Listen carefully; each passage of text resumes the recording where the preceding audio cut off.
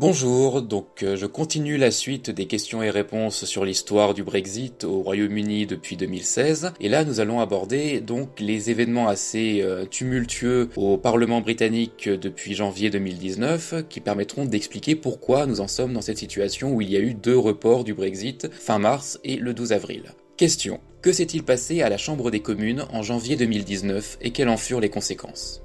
Réponse. Le 15 janvier 2019, la Chambre des communes a très massivement rejeté l'accord conclu entre l'Union européenne et le gouvernement de Theresa May en 2018, avec plus de 432 députés contre et seulement 202 pour.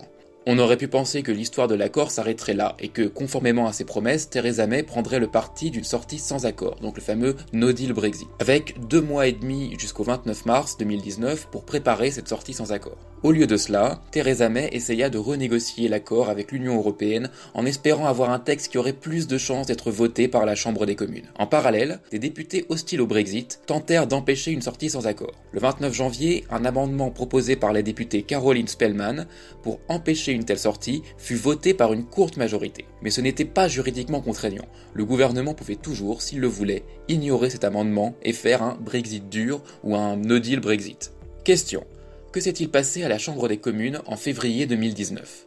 Réponse. En février 2019, à nouveau en cours de négociation avec l'Union européenne, Theresa May annonça une série de 3 votes qui auraient lieu du 12 au 14 mars. Le premier serait un nouveau vote sur l'accord modifié qui aurait lieu le 12 mars. En cas de rejet, donc de deuxième rejet de l'accord, un vote serait organisé le lendemain, le 13 mars, pour savoir si les députés accepteraient une sortie de l'Union européenne sans accord. Et ça, on pouvait savoir que ça ne passerait probablement pas, que les députés allaient voter contre la sortie sans accord, même si c'était pas forcément avec une grande majorité. Et en cas donc justement de rejet de la sortie sans accord, un vote serait organisé le 14 mars pour savoir si le Royaume-Uni demanderait un report de la date du Brexit à l'Union européenne. Donc il n'était pas très difficile de savoir que Theresa May voulait essayer de jouer sur la peur qu'auraient les députés conservateurs très favorables au Brexit, que le Brexit serait reporté en cas de rejet de l'accord le 12 mars. S'il y avait un rejet de l'accord le 12 mars, il y aurait probablement également un rejet de la sortie sans accord le 13 mars et un report le 14.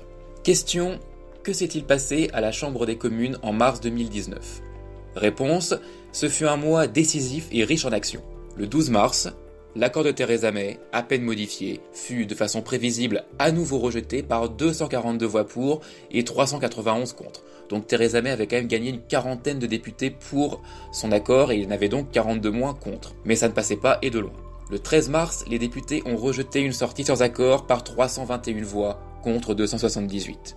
Le 14 mars, les députés acceptèrent le principe d'un report du Brexit. Lors du sommet des pays membres de l'Union européenne qui eut lieu le 21 et le 20 mars, les 27 autres pays membres acceptèrent un report du Brexit au 12 avril. Aucun pays de l'Union européenne n'a mis son veto alors qu'on pensait que certains pouvaient le faire, comme des pays d'Europe de l'Est, comme l'Italie éventuellement, mais finalement, tous ont accepté. Le 27 mars, les députés purent s'exprimer sur plusieurs options, les députés britanniques s'entend, allant du maintien du Royaume-Uni dans l'union douanière à la révocation de l'article 50 ou au contraire à une sortie sans accord. Toutes ces options furent rejetées, mais l'option du maintien du pays dans l'union douanière, donc avec un Brexit plus l'union douanière européenne, fut la plus proche de l'emporter. Elle échoua par 6 voix seulement. Le 29 mars 2019, un nouveau et troisième vote sur l'accord et sur la coopération future entre l'Union européenne et le Royaume-Uni fut à nouveau un échec pour le gouvernement, même si l'écart entre les députés qui étaient pour et ceux qui étaient contre n'était plus que de 58 voix, alors qu'auparavant on avait eu 200 voix d'écart pour le premier vote, et même 230 voix d'écart quasiment pour le premier vote, et plus de 140 voix d'écart pour le second.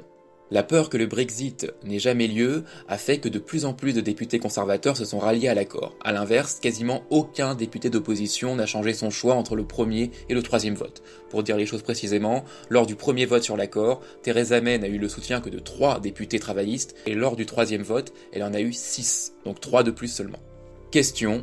Pourquoi le Royaume-Uni n'est-il pas sorti de l'Union européenne le 29 mars 2019 ? Réponse. La sortie n'a pas eu lieu fin mars, car le gouvernement de Theresa May, ayant vu son accord rejeté, n'a pas voulu assumer une sortie sans accord, dite No Deal Brexit ou No Deal. L'économie britannique n'était pas plus mal en point qu'au cours des 3 dernières années, et pas plus mal portante que celle de la France ou de l'Allemagne. Le No Deal n'était pas non plus impossible à préparer techniquement, à supposer que le gouvernement britannique ait décidé de l'assumer dès le lendemain du premier vote négatif sur l'accord négocié avec l'Union européenne, et ce donc dès le 16 janvier. Theresa May aurait pu choisir la sortie sans accord, mais au lieu de ça, le gouvernement britannique britannique n'a pas voulu prendre ce risque. Donc c'est une pure décision politique, un défaut de volonté politique, qui fait que le Royaume-Uni n'est pas sorti le 29 mars 2019.